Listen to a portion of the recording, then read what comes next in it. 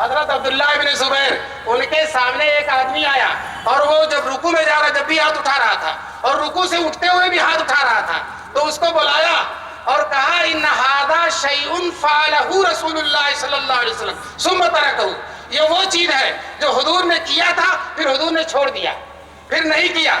دوستو بخاری میں ہے، حضرت ابن عمر کی روایت ہے کہ حضور نے رکوع میں بھی رفع یدین کیا، رکوع سے جاتے ہوئے بھی رفع یدین کیا، لیکن سارے علماء کہتے ہیں جب راوی کا عمل روایت کے خلاف ہو تو روایت کے منسوخ ہونے کی دلیل ہے۔ چنانچہ یہی ابن عمر کبھی بھی نماز میں رفع یدین نہیں کرتے۔ ان کے شاگرد حضرت مجاہد وہ کہتے ہیں میں ان کے ساتھ 10 سال رہا، 10 سال میں ان کے ساتھ رہا اور کبھی بھی انہوں نے نماز میں رفع یدین نہیں کیا۔ دوستو علماء نے یہ کہا ہے کہ جب حضور کے قول اور فعل میں تضاد ہو جائے اور حضور کے قول میں تضاد ہو جائے فعل میں کہ بعض دفعہ حضور نے رفع یدین کیا اور بعض دفعہ نہیں کیا، تو پھر حضور کے قول کی طرف جایا جائے گا۔ اور مشہور حدیث ہے جو مصنف ابن ابی شیبہ میں اور بیہقی میں اور حدیث کی بہت ساری کتابوں میں ہے، اس میں یہ ہے حضور نے فرمایا لا ترفع الایدی الا فی 7 مواطن، ہاتھ نہیں اٹھایا جائے گا مگر 7 جگہوں پر۔ ذرا غور سے سنیے گا، صرف 7 جگہوں پر ہاتھ اٹھایا جائے گا۔ ذرا دیکھیے، پہلی جگہ عند افتتاح الصلاۃ، جب نماز شروع کی جائے تو ہاتھ اٹھایا جائے گا، عند القنوت، اور جب دعائے قنوت پڑھا جائے گا تو اللہ اکبر کہہ کے ہاتھ اٹھایا جائے گا، وعند تکبیرات العیدین، اور عید کی تکبیر میں ہاتھ اٹھایا جائے گا۔ عید کی تکبیروں میں 6 دفعہ، کچھ لوگ کہتے ہیں اس سے زیادہ، لیکن زیادہ صحیح روایتوں سے کہ 6 دفعہ 6 زائد تکبیرہ کہی جائیں گی۔ اور دوستو چونکہ یہ نماز نہیں ہوتی ہے، سال میں 1 دفعہ ہوتی ہے، لوگ تکبیریں بھول جاتے ہیں، اس لیے آپ نے دیکھا کہ امام صاحب نماز سے پہلے کھڑے ہو کر تکبیر کا طریقہ بتلاتے ہیں کہ پہلی رکعت میں اللہ اکبر کہتے ہوئے اور ہاتھ کانوں تک اٹھائیں اور چھوڑ دیں۔ ایک امام صاحب سے غلطی بھول ہو گئی اور وہ اس طرح سے بتلانے لگے کہ اللہ اکبر کہتے ہوئے کان ہاتھوں تک اٹھائیں اور چھوڑ دیں، ہاتھ نہیں کہہ رہے بلکہ کان۔ اب وہ اپنی غلطی کا ان کو اندازہ نہیں ہو رہا، مجمع ہنسنے لگا، امام صاحب ناراض ہونے لگے، دیکھو میں نماز کا طریقہ بتلا رہا ہوں یہ ہنس رہے ہیں۔ بہرحال میں عرض یہ کر رہا ہوں کہ یہ چوتھی جگہ، یہ نماز میں جو تکبیر، جو عید میں تکبیر، اور اسی طرح سے تیسری جگہ، چوتھی جگہ عند استلام الحجر، جب خانہ کعبہ کا بوسہ دیا جائے گا تو ہاتھ اٹھایا جائے گا۔ یہ 4 جگہ ہو گئی۔ عند الصفا والمروہ، اور صفا اور مروہ پر جا کر جو ہے ہاتھ اٹھایا جائے گا، یہ 5 جگہ ہو گئی۔ 6ٹھی جگہ عند الموقفین، اور 7ویں جگہ عند الجمرتین، عرفات میں ہاتھ اٹھا کے دعا مانگی جائے گی، مزدلفہ میں ہاتھ اٹھا کے دعا مانگی جائے گی، وعند الجمرتین، اور جو مینا میں شیطانوں کو کنکڑی ماری جاتی ہے تو ہاتھ اٹھا کر کنکڑی ماری جائے گی۔ یہ کتنی جگہ ہوگی؟ 7۔ اور 7 جگہوں کے علاوہ اس حدیث میں صاف صاف اللہ کے رسول صلی اللہ علیہ وسلم نے منع کر دیا کہ ان 7 جگہوں کے علاوہ کہیں بھی ہاتھ اٹھانا کسی طرح سے درست نہیں ہے۔ دوستو اب میں نے آپ کے سامنے یہ جو مسائل پیدا ہو رہے ہیں اس میں حدیثیں آپ کے سامنے رکھ دیا۔ میں یہ بتانا چاہتا ہوں کہ جو تقلید کرے گا اس کے سامنے ساری حدیثیں ہوگی، حدیثیں مستحضر ہوں گی اور حدیثوں کی روشنی میں وہ چلے گا، اور جو تقلید نہیں کرے گا وہ حدیثوں سے بے بہرا ہو جائے گا، حدیثوں سے دور ہو جائے گا اور حدیثوں کو چھوڑ بیٹھے گا۔ ایک حدیث لے گا اور ساری حدیثوں کو چھوڑ دے گا، اور چھوڑے گا ہی نہیں، حدیثوں پر حملہ کرے گا، حدیثوں کو ضعیف کہے گا۔ چنانچہ دیکھیے جہاں ان کے مسلک کے خلاف کوئی حدیث آئی فوراً کہہ دیں گے ضعیف، فوراً کہہ دیں گے ضعیف۔ ضعیف کہنا اتنا آسان ہے، اتنا آسان کہ جانتے بھی نہیں کہ ضعیف کی کیا تعریف ہے۔ حالانکہ ضعیف حدیث بھی سارے علماء کہتے ہیں حدیث سند کے راوی کے ضعیف ہونے کی وجہ سے ضعیف ہو گئی ہے، ورنہ ہمارے نبی پاک صلی اللہ علیہ وسلم نے کوئی حدیث ضعیف نہیں بیان فرمائی، حضور کی کوئی حدیث ضعیف نہیں، ساری حدیثیں حضور نے صحیح فرمائی۔ بیچ میں کوئی راوی ضعیف آ گیا ہے، اس کی بنا پر ہم حدیث کے ضعیف ہونے کا حکم لگا دیتے ہیں۔ چنانچہ میں ایک مثال بتلاتا ہوں، کیا کوئی انسان ضعیف ہو جاتا ہے تو انسان نہیں رہتا؟ اگر کوئی بڈھا ہو جائے، ضعیف ہو جائے، تو بتائیے انسان رہتا ہے کہ نہیں رہتا ہے؟ رہتا ہے۔ اسی طرح سے ضعیف حدیث بھی حدیث ہے، ہاں موضوع حدیث جو ہوتی ہے وہ حدیث نہیں ہے، لیکن ان حضرات کی عادت، ابھی آسام کے مناظرے کا تذکرہ کیا، وہاں موضوع حدیث بیان کیا، موضوع حدیث۔ مسئلہ یہ تھا کہ اہل سنت والجماعت حق پر ہیں یا اہل حدیث حق پر ہیں۔ اب ان کا مناظر جو کھڑا ہوا تو اس نے یہ کہا کہ حدیث سنائی، حضرت ابو سعید خدری کی روایت ہے کہ حضرت ابو سعید خدری جب جوانوں کو دیکھتے تھے تو کہتے تھے مبارکبادی ہوئے جوانوں، تمہارے لیے اللہ کے رسول کی وصیت ہے اور تم میرے بعد اہل حدیث ہو، تم میرے، چونکہ اس حدیث میں اہل حدیث کا لفظ آ گیا۔ اب اس کو اس نے مجمع میں سنایا، حالانکہ یہ حدیث بالکل ضعیف ہے، ہارون، ابو ہارون کی روایت ہے۔ ابو ہارون کے بارے میں آیا ہے کہ وہ فرعون سے زیادہ جھوٹا تھا، فرعون سے زیادہ جھوٹا تھا، فرعون سے بھی بدتر تھا۔ اور اس کے بارے میں یہ ہے، یہ کبھی شیعہ ہو جاتا تھا، کبھی خارجی ہو جاتا تھا، تلون تھا اس کے مزاج میں، جیسا دیش دیکھتا تھا ویسا ہی بھیس بنا لیا کرتا تھا۔ لیکن جب اپنی فضیلت اہل حدیث کا نام آ گیا تو موضوع حدیث سنانے سے بھی گریز نہیں۔ وہاں ہمارے مناظر نے کہا اتنا بڑا مجمع، اتنے سارے علماء کرام بیٹھے ہوئے ہیں اور تم موضوع حدیث سنا رہے ہو۔ ان کے لوگوں نے بھی لعن طعن کیا کہ تم نے ہمیں رسوا کر دیا، ہم تو حناف پر ہی کہتے ہیں کہ ضعیف حدیث پر عمل کرتے ہیں اور آج ثابت ہو گیا کہ ہم تو موضوع پر عمل کرتے ہیں۔ ضعیف حدیث حدیث ہوتی ہے اور موضوع حدیث حدیث نہیں ہوتی۔ یہ راوی کتنا بدتر ہے، اسماء رجال کی کتابوں میں دیکھیے، حضرت عثمان غنی کے بارے میں اسے لکھا ہے ان عثمان لما دخل حفرتہ کان کافرا۔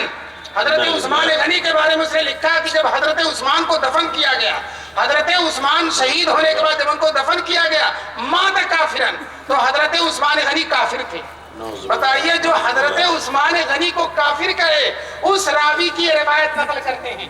امام ابو حنیفہ سے تو بڑی دشمنی ہے، امام مالک سے تو بہت چڑ ہے، امام شافعی اور امام احمد بن حنبل سے تو بہت بغض ہے، لیکن اس فرعون سے زیادہ جھوٹے راوی سے بہت پیار ہے، اس فرعون سے زیادہ جھوٹے راوی سے بہت پیار ہے۔ کیوں؟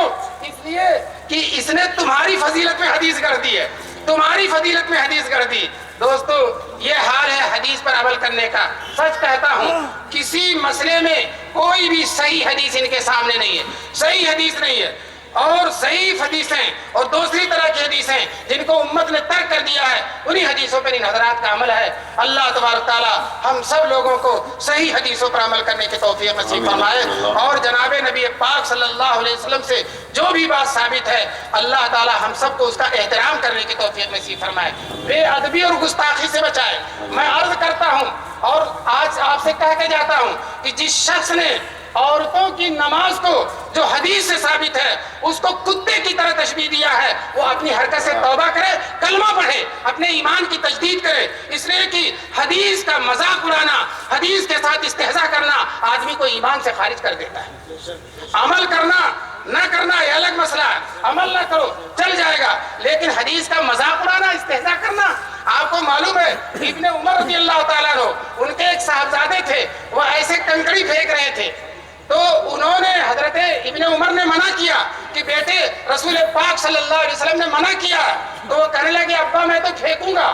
کہتے ہیں وہ لڑکا بڑا ہو گیا، مرتے دم تک اس لڑکے سے گفتگو نہیں کیا، اس لیے کہ اس نے حضور کی حدیث سے معارضہ کیا، حضور کی حدیث سے معارضہ کیا، اس نے تو صرف معارضہ کیا تھا اور تم نے حدیث کا استہزاء کیا، حدیث کا مذاق اڑایا، اور قرآن کی کسی آیت کا اور حضور کی کسی حدیث کا استہزاء کرنا، مذاق اڑانا انسان کی دنیا اور آخرت دونوں کو برباد کر دیتا ہے۔ اس لیے دوستو ہم تم سے یہ درخواست کرتے ہیں کہ تم ادب سیکھو، اب خدا خواہم توفیق ادب، بے ادب محروم گشت فضل رب، تم حدیثوں کا ادب کرو، قرآن کی آیتوں کا ادب کرو، صحابہ کرام کا ادب کرو، ائمہ اعظام کا ادب کرو۔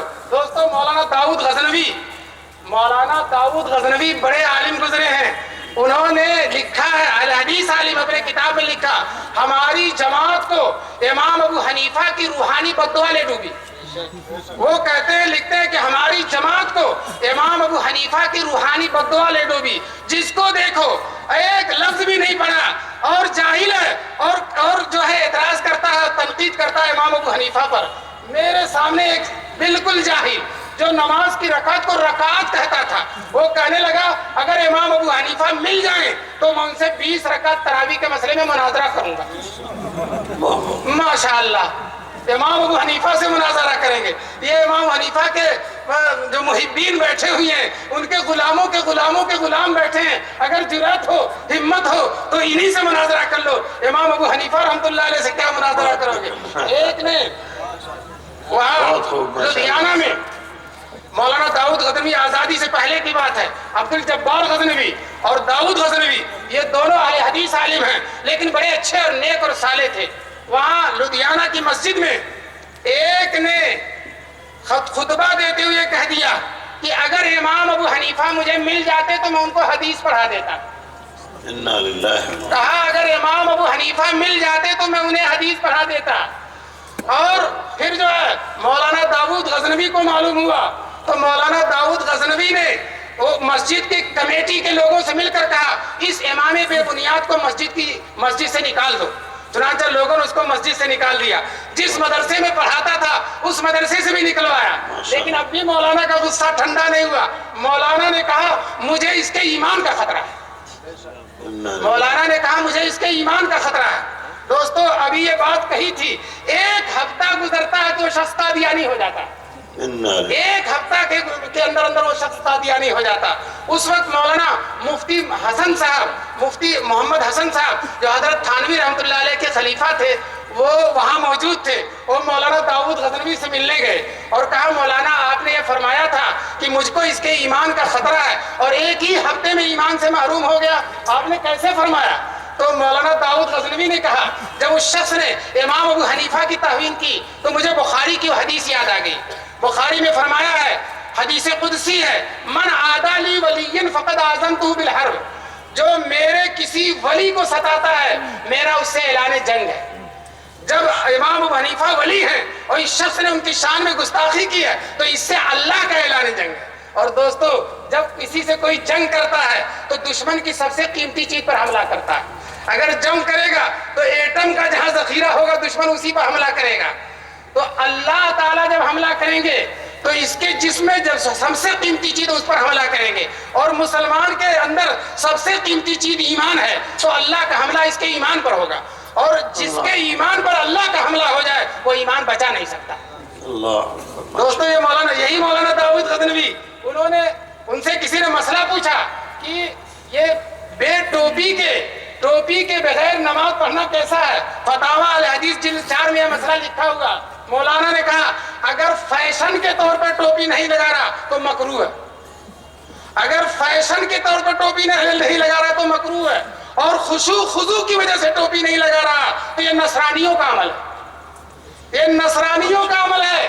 خشوع خضوع کی وجہ سے اگر کہتا ہے کہ ٹوپی نہیں لگانے سے خشوع خضوع ہوگا تو یاد رکھو حضور نے جو عمل کیا اس میں خشوع خضوع ہوگا, اور حضور نے ٹوپی لگائی ہے. یہ نصرانیوں کا عمل ہے, وہ عبادت کرتے ہیں ٹوپی نہیں لگاتے ہیں تو یہ نصرانیوں کے مشابہ ہو جائے گا. اور اگر سستی کی وجہ سے ٹوپی نہیں لگاتا تو وہ منافق ہے. مولانا عبد الجبار غزنوی کا فتویٰ سنیے, وہ فرماتے ہیں کہ اگر فیشن کی وجہ سے ٹوپی نہیں لگاتا تو مکروہ تحریمی ہے, خشوع خضوع کی وجہ سے اگر ٹوپی نہیں لگاتا تو یہ نصرانیوں کی مشابہت ہے, اور اگر سستی کی وجہ سے ٹوپی نہیں لگاتا تو یہ نفاق کی علامت ہے. علامہ ابن تیمیہ نے لکھا ہے کہ سر کو کھولنا, سر کو نہ ڈھکنا, یہ نہ صحابہ کا عمل ہے, نہ تابعین کا عمل ہے, نہ تبع تابعین کا عمل ہے, نہ اسلاف کا عمل ہے, نہ متقدمین کا عمل ہے, نہ متاخرین کا عمل ہے. فتاوی جلد 11 میں, فتاوی ابن تیمیہ جلد 11 میں امام ابن تیمیہ نے لکھا ہے. اور کم سے کم اگر اللہ اور اس کے رسول کی نہیں مان رہے ہو تو ابن تیمیہ ہی کے فتوے کو تو مان لیتے. ابن تیمیہ ہی کا فتویٰ تمہاری نگاہوں کے سامنے ہوتا.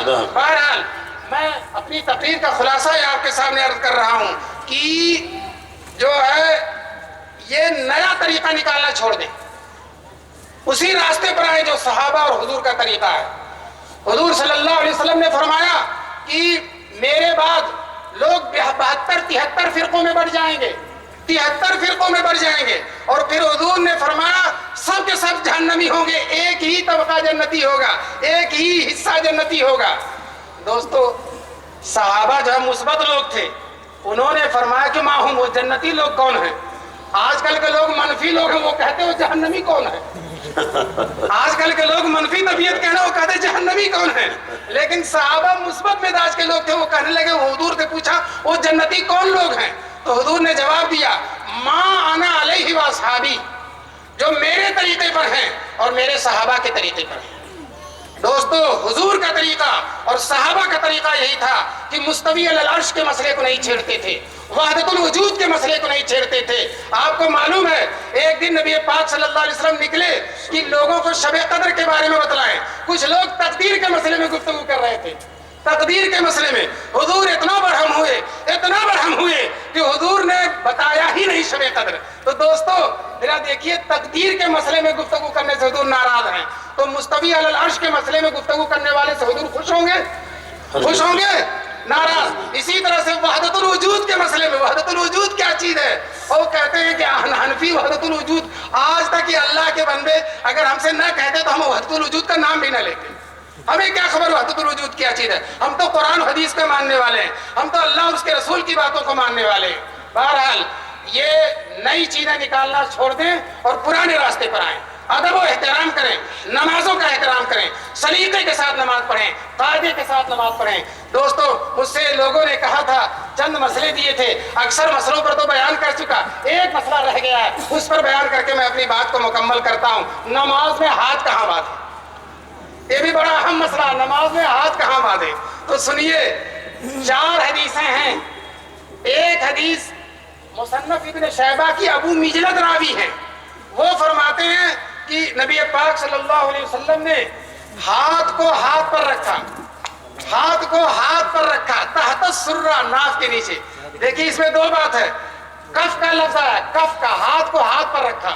اور دوستو ہم نے بعض لوگوں کو دیکھا ہے کلائی کو کلائی پر رکھتے، حدیث میں نہیں ہے، بالکل حدیث میں نہیں ہے۔ اور بخاری کے حدیث میں اگر یہ ہے کلائی کا لفظ جو ہے ذرا کا لفظ آیا ہے تو اس میں یہ ہے کہ یہاں ہاتھ رکھے گا تو کلائی آ جائے گی۔ وہ جو میں نے حدیث سنائی تھی ابھی آپ کو کہ وائل آئے نبی پاک صلی اللہ علیہ وسلم کے پاس اور دیکھا کہ حضور صلی اللہ علیہ وسلم اپنے گھٹنوں پر اپنے ذرا کو رکھے ہوئے ہیں۔ سنیے، گھٹنوں پر ذرا کو رکھے ہوئے، تو ذرا سے مراد ذرا یہاں سے یہاں تک کہتے ہیں، ہاتھ کے ابتدائی حصے کو، اس لیے کہ پورا یہ ذرا حضور کوئی بھی نماز والا گھٹنے پہ نہیں رکھتا۔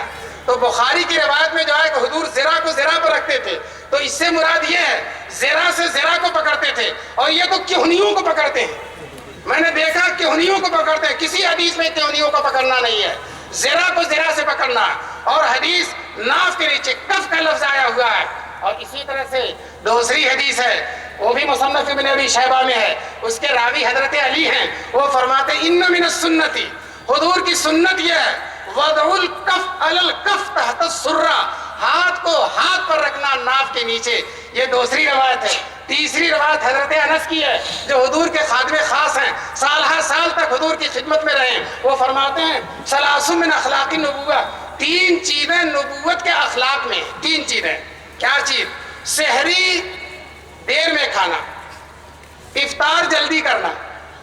سحری دیر میں کھانا، افطار جلدی کرنا۔ بمبئی والوں کے بارے میں سنا کہ رات ہی کو کھا کے سو جاتے ہیں، رات ہی کو کھا کے سو جاتے ہیں، بالکل غلط ہے، اٹھنا چاہیے اور بالکل آخر میں کھانا چاہیے۔ جاگتے رہیں گے اور جب بالکل نیند آنے لگی بس سحری کھا کے سو جاتے ہیں، اور ابھی فجر بھی غائب، سحری بھی غائب۔ تو دوستو ایسا نہیں، حضور صلی اللہ علیہ وسلم کے اخلاق اور حضور کا معمول یہ تھا کہ سحری بالکل آخر میں کھاتے تھے، اور اسی طرح سے افطار جلدی کرتے تھے۔ اور حضرت انس نے فرمایا تیسرا معمول یہ تھا کہ وضع الیمین علی الشمال، یہاں یمین کا لفظ ہے، یہاں کف کا لفظ نہیں ہے، وضع الیمین علی الشمال، دائیں ہاتھ کو بائیں ہاتھ پر رکھتے تھے تحت السرہ، ناف کے نیچے۔ 3 حدیث۔ چوتھی حدیث جو ہے یہ حضرت وائل ابن حجر کی روایت ہے، اور یہ مصنف ابن ابی شیبہ میں ہے، اور بالکل صحیح سند کے ساتھ آئی ہے۔ علامہ ابو طیب مدنی شارح ترمذی کہتے ہیں اس کی سند بالکل بے غبار ہے، بہت صحیح حدیث ہے۔ اس میں بھی یہی آیا ہے کہ نبی پاک صلی اللہ علیہ وسلم ہاتھ کو ہاتھ پر ناف کے نیچے رکھتے تھے۔ دوستو اب ذرا دیکھیے مذاق اڑانا، میں نے کہا نا بے ادبی بہت خراب چیز ہے۔ لکھا ہے احناف عضو تناسل پر ہاتھ باندھتے، بتلائیے بدتمیزی ہے، حضور کے حدیث کا مذاق اڑانا۔ حضور تو تحت السرہ کا لفظ استعمال کرتے ہیں، اور ایک صاحب نے تو اور مذاق کرایا، حکیم فیض عالم نے لکھا ہے کہ امام ابو یوسف رحمۃ اللہ علیہ ہارون رشید کے ساتھ نماز پڑھ رہے تھے، ہارون رشید کا پائجامہ کھل گیا، کمر بند کھل گیا، تو ہارون رشید نے ناف کے نیچے ہاتھ باندھ لیا تاکہ پائجامہ رک جائے، تو امام ابو یوسف نے فتویٰ دے دیا کہ تب ناف کے نیچے ہی ہاتھ باندھا جائے۔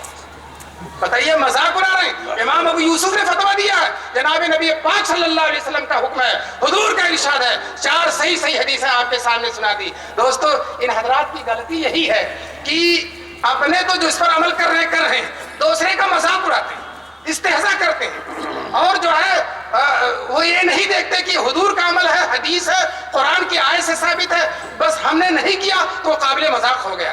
دوستو میں نے یہ 4 روایتیں سنا دی، اب ذرا آپ کو سناتا ہوں سینے پر ہاتھ باندھنے والی روایت۔ ایک صاحب نے تو بخاری سے ثابت کر دیا، وہ کہتے ہیں حضور کلائی کو کلائی پر رکھے ہوئے تھے، سائز کو کلائی کو، اور پوری کلائی جب کلائی پر رکھو گے تو یہاں جا ہی نہیں سکتا، یہاں جا ہی نہیں سکتا، یہاں بھی رکھا۔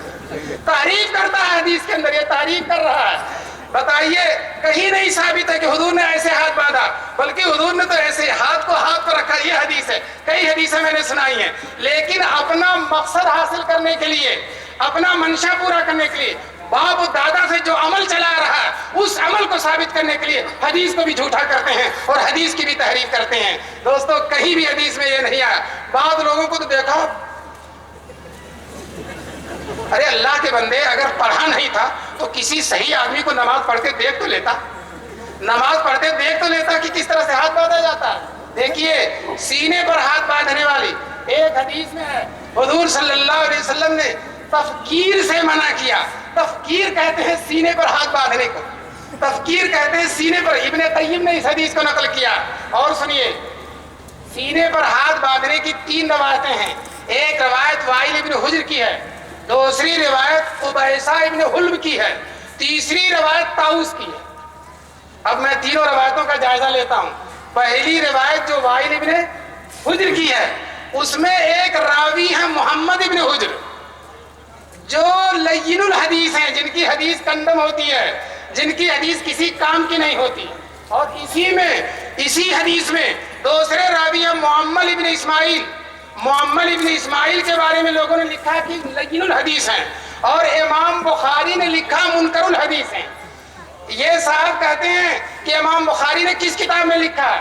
ہم کہتے ہیں امام ذہبی نے امام بخاری کے حوالے سے لکھا۔ اگر ہم کو امام بخاری کی کسی کتاب میں نہ ملے، لیکن امام ذہبی وہ تتبع تام رکھتے ہیں اور ان کا علم عظیم ہے، انہوں نے ضرور امام بخاری کی کسی کتاب میں پایا ہوگا۔ چنانچہ امام ذہبی امام بخاری کے حوالے سے کہتے ہیں کہ محمد ابن حدیث منکر الحدیث ہے۔ لو صاحب منکر الحدیث کی روایت بھی، منکر الحدیث کا مطلب جس طرح سے کوئی کام منکر ہوتا ہے، گالی گلوج، خراب چیز، بے حیائی کی چیز، اسی طرح سے وہ آدمی جو نالائق ہوتا ہے اس کی حدیث کسی طرح سے قابل اعتبار نہیں ہوتی، اس کو منکر الحدیث کہتے ہیں۔ یہ منکر الحدیث راوی، اور اس نے حدیث روایت کیا کہ اس ہاتھ کو سینے پر باندھنا۔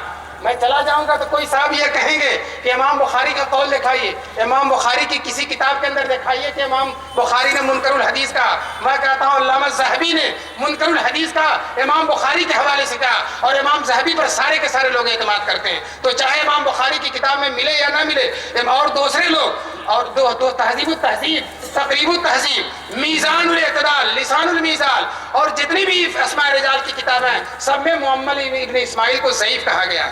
دوسری روایت عبیسہ ابن حلب کی ہے۔ عبیسہ ابن حلب کی روایت میں ایک راوی ہے سماک ابن حرب، نام سنیے گا، راوی ہے سماک ابن حرب۔ وہ کہتے ہیں ہاتھ سینے پر باندھا نبی پاک صلی اللہ علیہ وسلم نے۔ وہ جو سماک ابن حرب ہیں ان کے بارے میں بھی کہا گیا لین الحدیث، ان کی حدیث بہت ڈھیلی ڈھالی ہوتی ہے، ان کی حدیث بہت ڈھیلی ڈھالی ہوتی ہے۔ 2 روایت ہوئی، اور تیسری روایت طاؤس کی ہے۔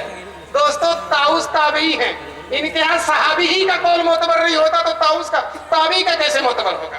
صحابی ہی کی بات ان کے ہاں معتبر نہیں۔ وہ کہتے ہیں قول صحابی حجت نہیں، صحابی کا اجماع حجت نہیں ہے۔ اگر یہ صحابی کی بات مانتے تو 20 رکعت تراویح پڑھتے، اگر یہ صحابی کی بات مانتے تو ایک مجلس کی 3 طلاق کو 3 مانتے، اگر یہ صحابی کی بات مانتے تو جمعے میں 2 اذانیں دیتے، لیکن دوستو صحابی کی بات نہیں مانی، ایک اذان سے بھی محروم ہو گئے۔